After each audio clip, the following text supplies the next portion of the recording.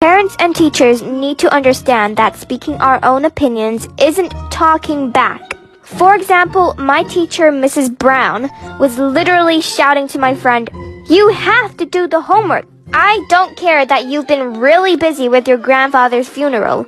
I expect it to be finished tomorrow morning." Which is very unreasonable, so my friend replied back saying, "But I spent my whole weekend at my grandma's too." No buts! That is rude. Have you not been told that talking back is rude? Huh? What? The whole point of a conversation is to talk. Surely you should know that by now. Adults are just the most confusing things ever. Hey, did this happen to anyone else? So in middle school, there was this girl, let's call her Olivia. And she was the most talkative person I had ever met.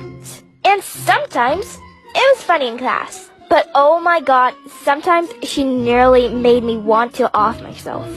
Especially in, for example, sports/PE. Olivia was talking to her friend whilst the teacher was talking, and she freaking made not only Olivia, but the whole class to do laps around the field. Like, what did we ever do wrong? We did not deserve to do 20 laps. Just make Olivia do it herself, you know? Story time about how my grandma almost got me grounded. So a little background information, I was 14 and in 8th grade, and there was this boy that I really liked who lived like 10 minutes away from me. So the one night he asked me if I wanted to hang out, and my mom was strict about me not hanging out with people after 7 o'clock at night, especially a boy. I wasn't even allowed to hang out with boys. And my grandma, my mom, and my brother and I all lived together, and we all had our own rooms. Mine was on the first floor of the house, so I snuck out the window and I went and hung out with him. So I snuck out at around 3 and came back at around 4 a.m. And my grandma comes into my room to wake me up for school. And I guess that I had been laying on my side and my hair was like pulled up, because literally all I remember waking up to is her smacking me up out of my sleep and screaming at me because there was a hickey on my neck. She's like, "I'm telling your mom whenever she gets home, your window's gonna be screwed shut." And I keep telling her it's not a hickey, so she calls my brother over. And he's like, "Yeah, that's definitely a hickey," because he likes to kiss her ass. Like for part 2. Part 2 about how my grandma almost got me grounded. So like I said, she's like, "I'm telling your mom," and I keep telling her that it's not a hickey. And thankfully, my mom already went to work. She had work at 6 a.m. So I got on the bus, I go to school, and I'm talking to my friend and telling her about how I'm literally going to be crucified whenever I get home. And she told me about how her older sister was in like the same situation that I'm in now. So she texted her older sister asking what she did because she never got caught. And I was like, okay, well, if she used makeup, my mom's going to find out because she's not dumb. Well, apparently her older sister burnt herself with a curling iron. Yes, literally burnt herself, but she ended up getting away with it. So fast forward, I get home at around 3 o'clock and I sneak in through the back door so that way my grandma won't see that I came in the house, because she literally would have made me sit in the living room until my mom got home. So I go upstairs and I burn myself with a curling iron, which is not fun. Like for part 3.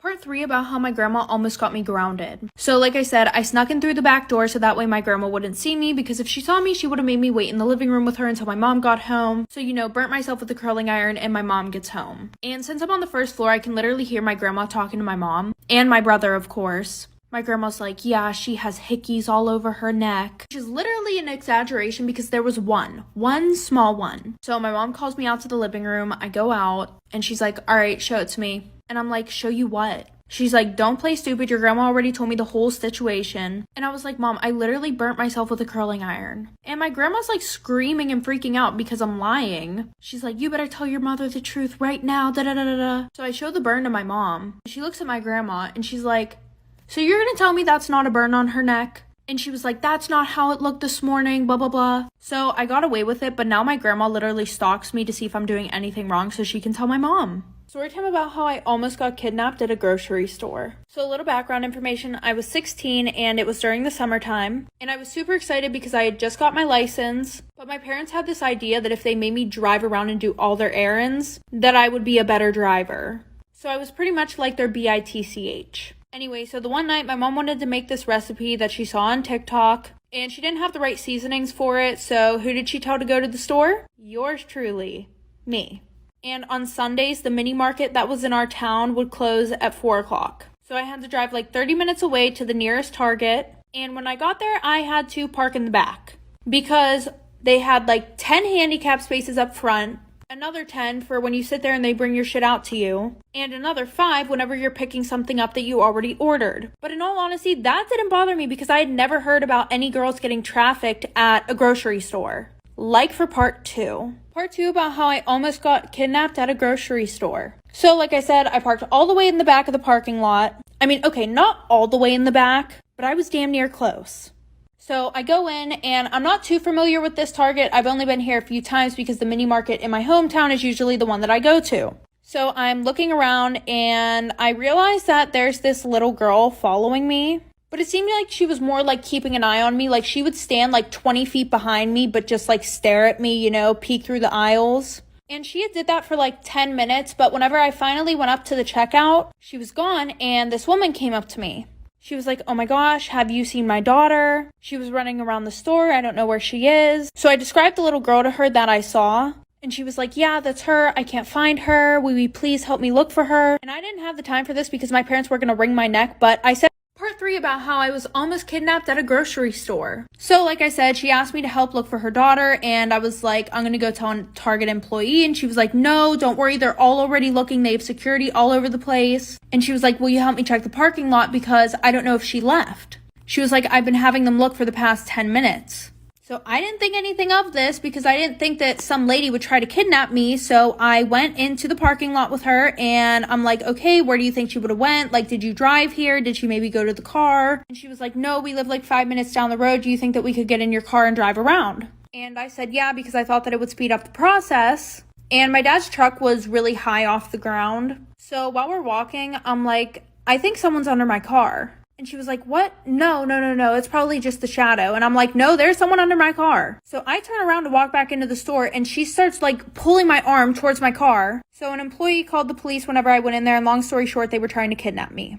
Story time. My boyfriend cheated on me with the girl best friend. So a little background information. I was 17 and a junior in high school, and my boyfriend and I had been dating for a year. But just a little backstory about when we got together. So there were definitely some red flags that I missed, okay? One of them being that he had a girl best friend. And I don't care what y'all have to say if that makes me insecure or what. But coming from someone who has been the girl best friend, I knew this was not good at all. Especially whenever we first started dating and she was still being super friendly with him, meaning she would hold his hand, she would hang on him 24/7. And when I told him I was super uncomfortable with that and I felt like there needed to be some boundaries, he was like, yeah, I told you what it was whenever we got together. So if you don't like that, then just break up with me. Looking back on it now, that was also a red flag because I feel like he was telling me to break up with him so that way he didn't have to break up with me, like for part 2.